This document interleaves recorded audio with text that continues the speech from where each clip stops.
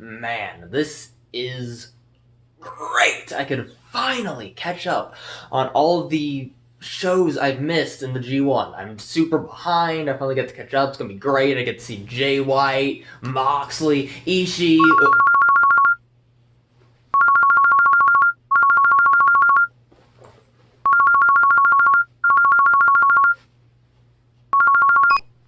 Hello?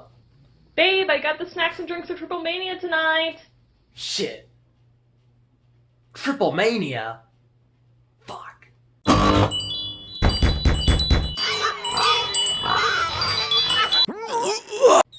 Greetings, wonderful humans. Welcome to episode 2 of That Lucha Show. Today we are reviewing Triplenia's Triplemania. Gotta get hype. Okay, first match of the night, we got the mixed tag belt match. We got just a shit ton of teams fighting over the mixed tag team championship. We got Nino Hamburguesa and Big Mammy versus Sammy Guevara, Scarlett Bordeaux, Lady Maravilla, Villano III and Jr., Australian Suicide, and Vanilla. Vanilla. But the champions are Nino Hamburguesa and Big Mammy, and as I explained in the first episode, the story here that they've kind of been building is Lady Maravilla has been seducing Nino Hamburguesa in order to steal his championship title. And so far, he's been kind of going back and forth. He hasn't been willing to fight Lady Maravilla, but he's been mad at Lady Maravilla for attacking Mammy, and he always gets mad when Mammy attacks Lady Maravilla, vice versa, etc., etc. So that's kind of story going in here. Everyone for the show has new kind of animated Titantrons, which is super nice. Usually they have this really generic JPEG shit going on, so having an actual Titantron with motion and shit happening in it, it was super nice. All of them looked pretty dang rad. I liked all of them. Sammy Guevara and Scarlett Bordeaux, when they came out, boy, these two are perfect together. These two should team up for the rest of time. I absolutely adored them as a team. They're both hot. They both work well together. They're both obnoxious and insist on standing out as much as possible, so it really just meshed well together. During their entrance, they went up to the English commentary table and just hijacked the headset and started yammering on about random conspiracy theories and lizard people, which was super funny. By the way, English commentary this year, super good. We got Matt Stryker and some other fuck who I don't know. I forgot their name, but they did fine. They weren't annoying. I tuned out the commentary a lot of the show, but the fact I could actually tune them out means they were never annoying, which is that's good enough for me. A pretty good match, really entertaining. A lot of the usual kind of spots we've gotten from Nino and Mammy's matches against Maravilla leading up to this. Villano Jr. had this cool spot. He's done this a bunch leading up to this, but it's always cool where Villano Jr.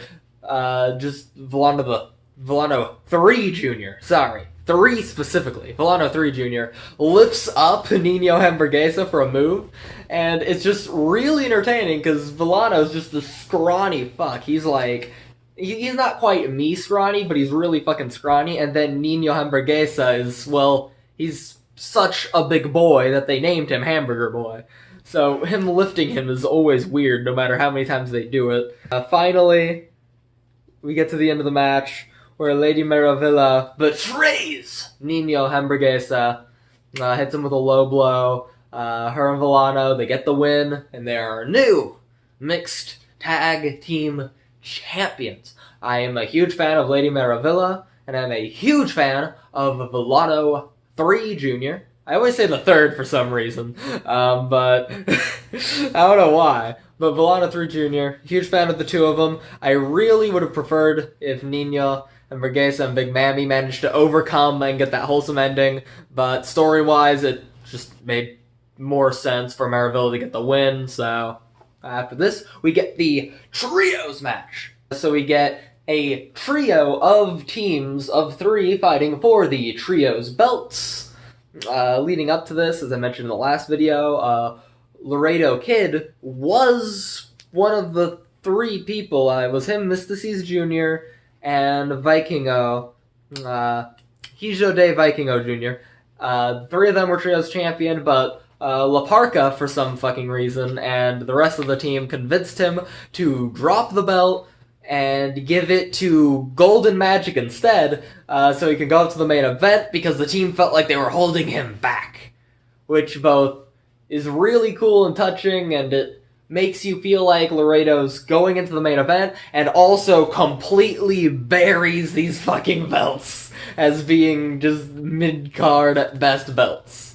Which, I mean, I guess is fine, because these obviously weren't ever booked to be main event titles since I was watching anyway, so it's not like it's saying anything the fans don't know, but it's just really interesting to have a dude just be like, yeah, just get rid of your belt, dude. You're better than this.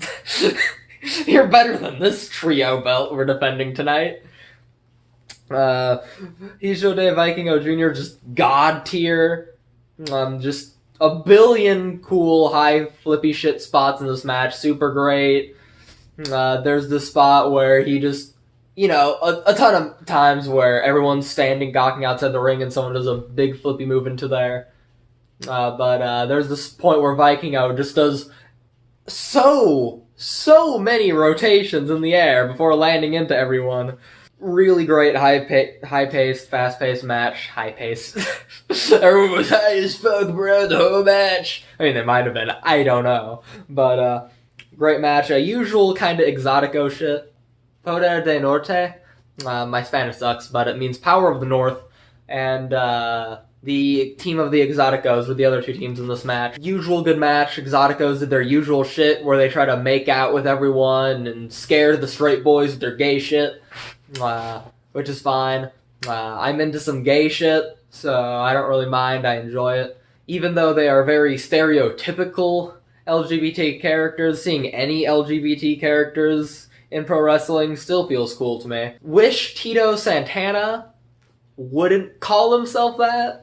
Matt Stryker had to point out this Tito Santana has no relation to the Tito Santana people actually know. I just wish this guy would have his own fucking name. But hoping one day someone explains to me why the fuck he's called Tito Santana. Finally, Vikingo's team retains the belts for the victory. I mean, they came out with the belts. I guess it's a technically it's a retention. They were just given the belts off screen. After that, we have the Battle Royal for a shitty, cheap-looking trophy. This Battle Royal follows the same kind of rule set that the New Japan Rumble usually follows at Wrestle Kingdom, where you can eliminate someone by pin, by submission, or by throwing them over the top rope, which I love. This is just clearly the better way to do a Battle Royal. It just adds more variety to the way people can get eliminated, instead of just always having to have people throw each other on the rope. It just gives you more variety of shit to see. It gets less repetitive. We don't know how many people are going to be in the match. They didn't tell us, so it's a random amount of people. We just sort of learn there's no more people coming out when there stops being a buzzer. This year we got the most obnoxious buzzer possible. It's 1 minute, always on the screen in the corner, on fire, and it's super loud. I kinda like it though. Conan, a little before this, my boy Conan, he came out and gave this great fucking promo where he was sitting there ranting about his homeboy Donald Trump and how he was right and how Mexicans are villains and scoundrels. And again, in case you didn't know, Triplemania is a Mexican wrestling company, and the show is in Mexico. So, going on a rant about how you like Donald Trump and insulting Mexicans, easy heat. So it was just really funny. It was a great heel promo. And then he came out as a surprise entrant in this Royal Rumble, which I was super excited for. I was super excited when Conan was coming out. He came out in this freaking... He cut, like, a white t-shirt into, like, a poncho, and then had someone, like, with markers do this really detailed cartoon portrait of Donald Trump on it. And he wrestled in it. He came out with, like, a cup of beer that he just sat on the turnbuckle just drinking. It was really funny. I popped a lot for that. I got my co-worker to watch Triplemania, actually, because he heard me talking about it at work and how just over the top and ridiculous Lucha Libre is. So I got him to watch it, but seeing I heard Vampiro was going to be the commentator for the night, I really had to just win him over with Vampiro, because I didn't want him to go into the show with Vampiro as the commentator, and then he just texts me and is like, hey, why is the commentary shit? So I just wanted to make a huge joke about how ridiculous Vampiro is as a commentator. So I just put it over about, okay, this man, like, most of his body is arthritic, his left shin bone isn't a bone, it's a hunk of metal with 27 screws in it, he has Alzheimer's disease, he's taken, like, 50 shots to the head, I mean, 50, like, per match, probably. This guy's just beaten and broken down. His commentary was infamous last year, and he's going to be commentating on this show. And then Vampiro wasn't commentator. And I got a text message from this coworker like, where's Vampiro? Where's my boy at? And I had a sad face, because he was just super excited to see this dude on the show.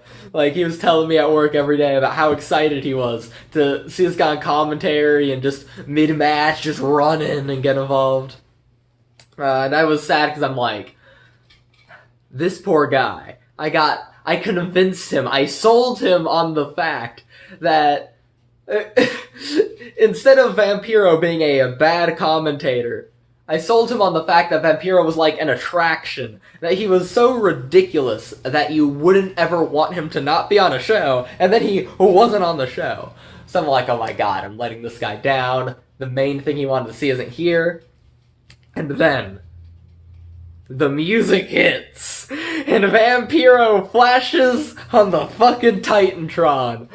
And you see Vampiro in just regular street Vampiro clothes walk out. It cuts to Conan's face. Conan is freaking the fuck out. I get a text from this coworker just being like, yo, my boy. And he's freaking out.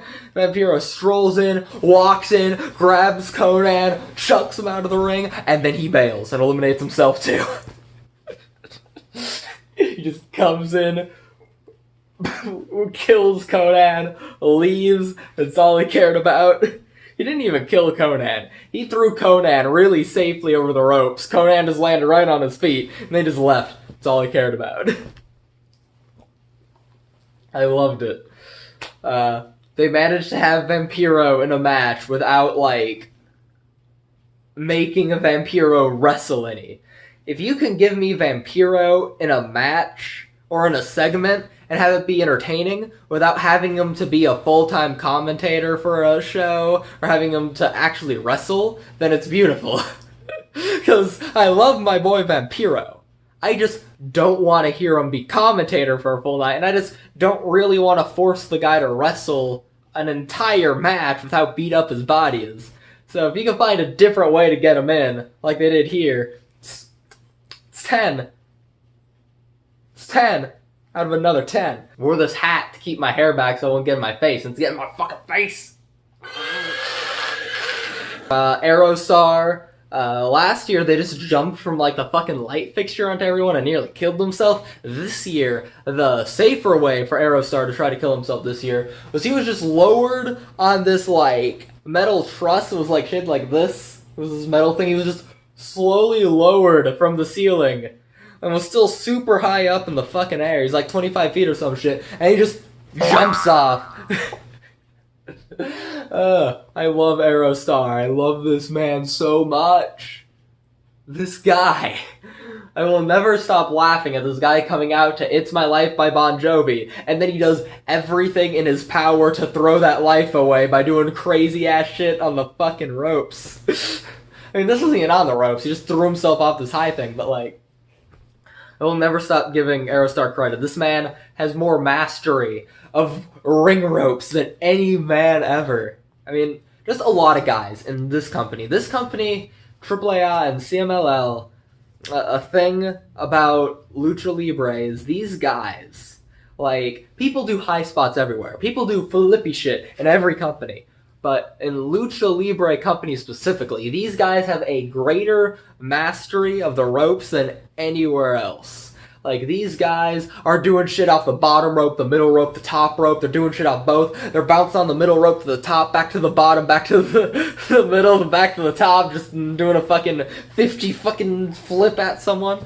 Like, they're not doing flippy shit that you can't see in any other companies, but the sheer mastery, I want to say, of, like, comfort, that's a good word, the sheer comfort of them going onto and off the ropes, and onto the middle rope, which you barely see. You don't see a lot of dudes work the middle or bottom rope in a match. Like, I see maybe, like, a few dudes in New Japan once in a while use the middle rope for, like, a spear or some shit, but not very often. But in AAA and CMLL, I see that shit a lot. I see dudes just using these ropes as comfortably as a guy uses the fucking floor. And it just makes the ease that they turn into these spots really enjoyable to watch. Finally, we get the ending of the match where my boy, Mr. Big Clown Dick Energy himself, Pagano, comes out. I mean, he's been out for a while, but it comes down to the final two people, which is him and his arch nemesis, Chessman, Mr. Bootleg Sting, and he chucks him over the rope. I really popped with that. I love that they had it come down to Chessman and Pagano. Pagano gets the win. I was super excited for. He gets the cheap-ass fucking trophy. But then, shit I did not see coming this night. Fucking Bad to the Bone hits and L.A. Park comes out. Not La Parka, not La Parquita, not La Parka Negro, but L.A. Park, the OG La Parka. The La Parka from WCW La Parka comes out, he's in a suit, he's got his boys with him, and he just wrecks Pagano. He fucking murders this guy. He grabs a microphone. He cusses out Pagano, he says his mother's a whore, he calls Pagano a bitch, he says the fucking fans are bitches, he cusses them out, he breaks the cheap-ass trophy and makes it look even more cheap as shit, and then he challenges Pagano to a mask versus hair match, which I'm excited for. It's gonna be awesome. Like, L.A. Park's not exactly in his fucking twilight years, but, you know, Pagano's really good with hardcore shit. And fucking, if one thing I have learned from watching Triplemania is if you just tell an old fucker that you just need to tell a good story, hit people with some furniture and bleed a lot, they can tell a fucking good story and give you a fucking match. Next, we have the women's TLC match for the Reina de Reinas Championship. We got fucking 7 peoples? Yeah. Really good match, lots of fucking crazy shit. These people were murdering each other, breaking each other through tables and chairs, and almost a ladder. Before I even get into anything else in the match, there was this really, really bad looking spot. I forget who was throwing her, but Lady Tormenta, there's this spot where she was supposed to be pushed off, either pushed off or thrown off the top rope. And she was supposed to land through this ladder that was, like, balanced on the barricade. But she just missed the fucking ladder and landed really bad. And right after, they just immediately, the fucking ref checked on her, they had people stretcher her out, and then not long after the match ended. So I'm presuming that wasn't planned. I heard afterwards that she was okay, which is good. Right at the pretty gosh darn dang near the beginning, we got Taya Valkyrie fucking stapling a poster of her from Impact Wrestling onto someone's head, which is just an awesome spot.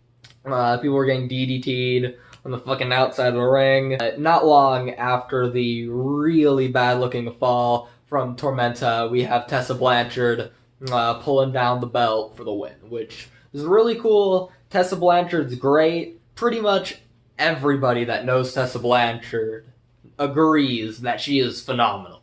She's just 10 out of 10. Everything about her, from her character work to her in-ring skills, is great. And she hits a good DDT. If you can hit a convincing enough DDT for people to buy it as a finish in fucking 2019, then you gotta be really fucking good. Finally, we get into the last 3 matches of the night. Next up, we have Psycho Clown, Cody Rhodes, and Cain Velasquez versus fucking Texano Jr. and Taurus from Los Mercenarios and Killer Cross. Killer Cross is a fucking surprise dude in the match, but they kind of hinted that it was going to be him at the beginning of the show, so I didn't really need to have him be a surprise. Because I didn't really react more excited when I learned it was Killer Cross. I was like, oh, cool, Killer Cross. Cain Velasquez is fucking awesome. You know, I don't watch UFC, I don't like real sports, but when I heard, this UFC fighter was going to be in this match, I was like, okay, he's probably going to be fine. UFC fighters transitioning into wrestling and vice versa, usually they're okay at one or the other, Cain Velasquez was super great. And a thing I think was super interesting, and was probably the coolest part about this match, is that usually when somebody has UFC experience, or MMA experience, period, usually what they do is they use that in wrestling. They do a lot of forearms, they do a lot of punches, they do just a lot of shit that they did in MMA. Fucking motherfucking Cain Velasquez came in here and he's like, no, fuck that. I'm coming out in a lucha mask and I am just fucking wrestling straight up lucha libre. And it was bad ass. This fucker was doing arm drags, hurricanranas, he was doing fucking high spots. I loved it. Just like the idea that he could have just easily, did a lot of the kind of shit he was doing in MMA just without killing people. But he decided he was going to take the harder route and learning Lucha Libre, which as a style is completely opposite of UFC. The fact he would transition into that is just kind of beautiful to me. And that he would come out in a mask too, it really shows that he is in this because he just genuinely has a huge love for Lucha Libre. And I think that's really cool. It made me super happy. Psycho Clown came out in a fucking balloon guitar shooting flames. I mean, it's Psycho Clown. He has to shoot fire from something. Fucking Triplemania has dudes with balloon guitars shooting flames, and fucking WWE can't even get pyro for fucking Raw anymore. This is fucking shit. What fucking reality are we in? What timeline are we in? We get Velasquez's team getting the win. And we get this funny spot where the camera goes to Cross, and Killer Cross is just yelling, Cain! Cain! Over and over again. It was really goofy. It's like the fucking scene in Star Trek where the one dude just yelling, Khan! It was fucking great. Next up, we got the semi-main event with the Elite versus the Lucha Brothers and Laredo Kid. Interestingly enough, if you did, I didn't notice, but I did not see Laredo Kid come out with the Cruiserweight title, even though they are still Cruiserweight champion. However, A boy Phoenix actually came out with the Mega Championship. Now, for those of you who are huge fans of Triplemania, fucking the Mega Championship, it hasn't really been seen very much. Phoenix has been champion for like a year now. They haven't defended that shit once yet. They barely even entered with it, though. So they actually came out with both the tag belts and the Mega title, which makes me super happy. I was so excited to see that they're acknowledging the Mega Championship. Just so fucking ecstatic. Such a gorgeous belt, too. I'm glad I get to see it. They got a badass entrance, too. Fucking Laredo Kid's got the shield and the staff. There's this fucking drummer fucking busting away. Lucha Brothers then come out, and they got kick-ass gear, too. Afterwards, you get the Young Bucks and Kenny coming out. Kenny Omega, I don't know what the fuck is happening with him, but All Elite has had, like, 3 shows, I think, now. And he just came out at Triplemania. For Triplemania, only one of those fucking shows, I could hear his fucking music. Because Kenny Omega, his theme song, it has lyrics to it. It has a full set of lyrics.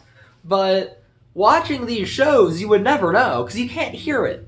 His song is always like 16 bars quieter than every other song, where you gotta move your ear to it so your fucking speakers to hear it. It bugs the shit out of me. We just saw them fight at, I think it was Fyter Fest. These guys had that match, and this match was really similar, except better. Because the last match at Fyter Fest, they did a kind of lot of goofy comedy shit because it was a video game crossover, but they did a lot of similar stuff to that match and this one, except everything was kind of just a step above what it was there. There was this really cool thing they did where the Lucha Brothers, they were about to win the match, but then the Young Bucks pulled the referee out, so they couldn't get the 3 count. But then later, the Lucha Brothers did the same thing to the Young Bucks and got revenge by pulling the referee out, so they couldn't win. We do get the Lucha Brothers and Laredo Kid winning, which I figured, getting the win back, because they lost at Fyter Fest, so they have to win at Triplemania. They win. But the interesting thing is we get Kenny Omega challenging Phoenix for the Mega Championship. I didn't see that coming, but that's going to be an awesome singles match. One little gripe I have, this really pissed me off. Fucking AAA, they have 2 American shows coming up soon. They have one in Madison Square Garden coming up, I think, like, next month. Really soon. And tickets are not selling well for those shows. Tickets are selling bad. They need a huge draw that Americans know to really get people to that show. They need, like, Kenny on that show. But Kenny specifically stated that their match will be in Mexico, so it will not be at the US shows, which is kind of horseshit. This is a perfect opportunity for a great all-elite AAA crossover in the States, and they didn't fucking do it. Like, I know All Elite Wrestling is cool with their talent wrestling overseas, but they really don't want any of their talent wrestling on a major American show. But, I mean, throw AAA a fucking bone, bro. Come on. Like, AAA's one Madison Square Garden show of the year isn't a threat to All Elite. So that sucks. But having Kenny fight Phoenix, period, for the belt, really exciting. Having anyone fight for the Mega title, period, is exciting. You could have fucking anyone fight for that belt at this point. I'd be excited just to have someone fighting for it. And finally, the main event. Now, I was hyped for this match. I was really, really fucking hyped for this match. But I thought the match of the night would be the match before this. I thought the fucking Lucha Brothers Laredo Kid match, I thought that had it. I thought that was going to be the best match of the night. But this match, the emotions of this fucking match blew it out of the water. These old fuckers, Both of them are like 53 and 54 respectively. These old-ass motherfuckers. These old-ass, crusty-ass, motherfucking, dirty-ass, old, smelly dudes. They fucking nailed it. They nailed it like fucking Blue Demon nailed fucking Wagner with a hammer in this match. Because, like I said earlier, I alluded to this shit earlier. They knew these two were limited in the ring. They're older. They can't do 50 fucking flips in the air and land on the floor anymore. And if they can, they shouldn't. So they just had a nice, slow-burning match with blood and guts and furniture, and it was kick-ass. Now, I am a huge fucking mark for Lucha Libre shit. I like the high-paced, fast-paced, fucking exciting dudes fucking flying everywhere shit. That's my jam. This is what I got into this for. But when your whole card has been really fast matches with guys flying everywhere, having it end on a slow-burning climax with two fucking old-ass legends with the hair and the mask on the line, it was beautiful. This was fucking art. This is the perfect match to end the show on. And this shit woke me up because I knew. Because Wagner, Dr. Wagner Jr., this fucker bleeds all over the place every match. So I knew this would be bloody as fuck. The whole build to this match was Blue Demon beating the fuck out of Wagner till he bled everywhere, and beating his kids until he bled everywhere. But this bled it out of the water. It blew it out of the blood. These guys bled so much. And hold on, let me set the... I'm forgetting a huge part. Let me set the stage here. These two fuckers didn't just have their entrances. No. They were like hidden in some sort of contraption and pulled out via forklift. So both of these guys entering on a forklift with just a spotlight on them while epic ass music plays and they're just slowly risen up and the whole crowd is fucking popping for this shit. And then you have all of Blue Demon's kids that are luchadors. Okay, one. Get like one fucking dude for Blue Demon that's like his kid or some shit. And then you get fucking Wagner's entourage of like 5 children all in matching attire. They're also there below him to support their dad. And then a hype video for the match plays, but it doesn't just zoom in on the hype package.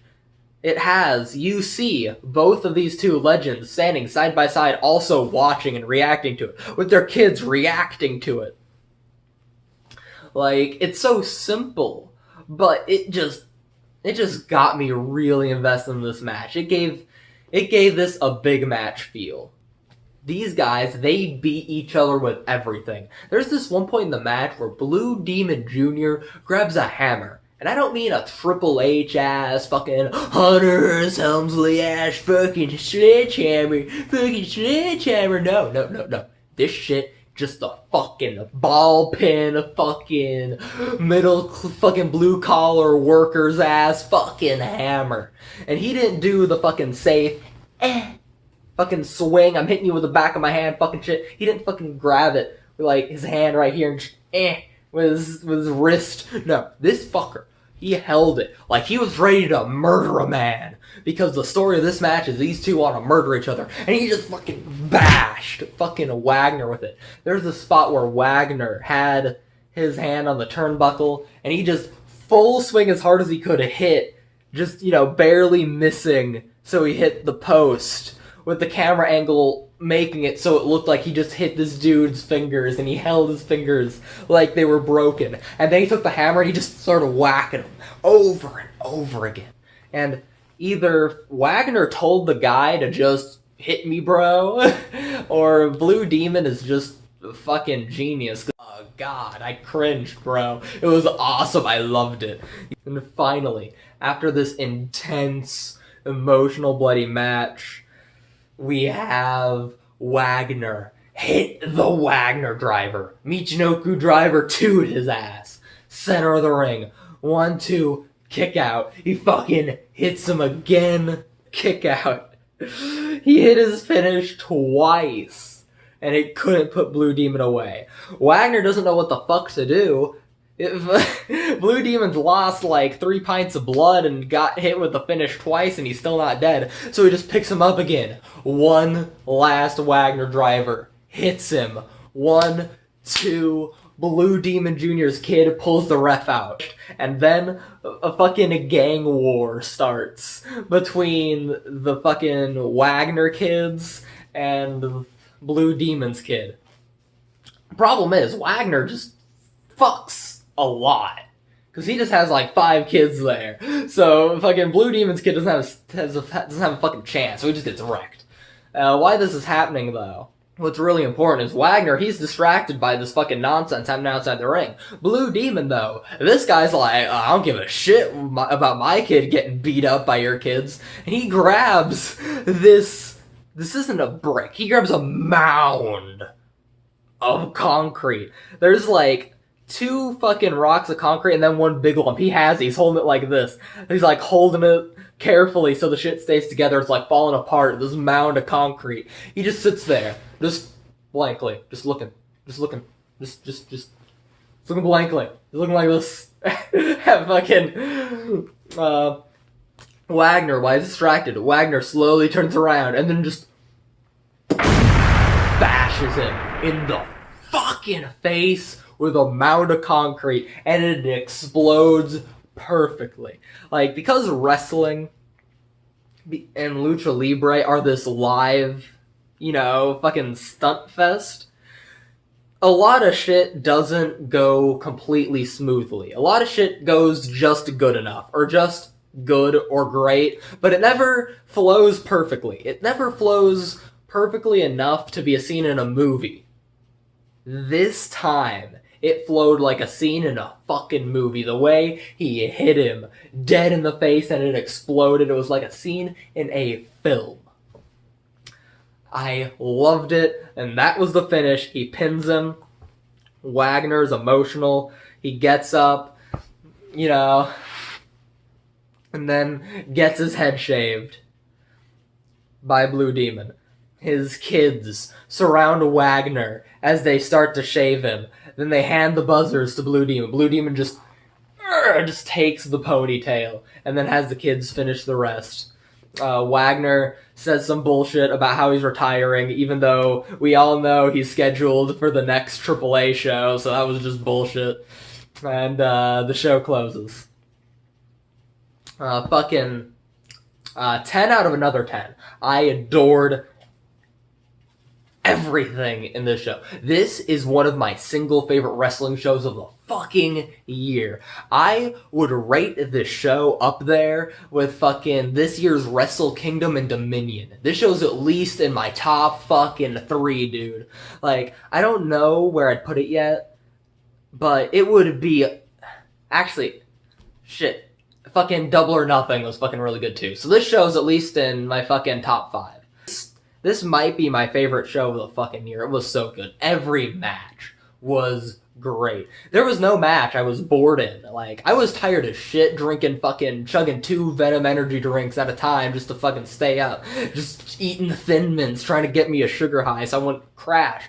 But, like, I was so invested in this shit. Like, they knew exactly how to keep waking you up and keeping you invested. It was great. 10 out of another 10. Boom. Bye-bye.